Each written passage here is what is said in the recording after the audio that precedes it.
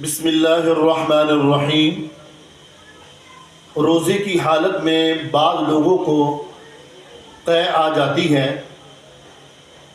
جس کے بارے میں ایک حدیث آپ کے سامنے پیش کرتا ہوں۔ رسول اللہ صلی اللہ علیہ وآلہ وسلم نے فرمایا، من زرعہ القیء فلا قضاء علیہ ومن استطاع فعلیہ القضاء۔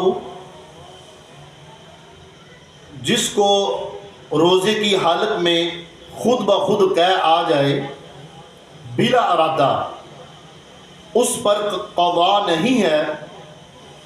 ومن استطاع فعلیہ القضاء، اور جس کو روزے کی حالت میں، جس نے روزے کی حالت میں خود بخود قے کی، اپنے ارادے کے ساتھ، اپنے قصد کے ساتھ، اس پر روزے کی قضاء ضروری ہو جائے گی۔ اللہ رب العالمین سے دعا ہے کہ اللہ تعالی ہمیں دین کو سمجھنے کی توفیق عطا فرمائے۔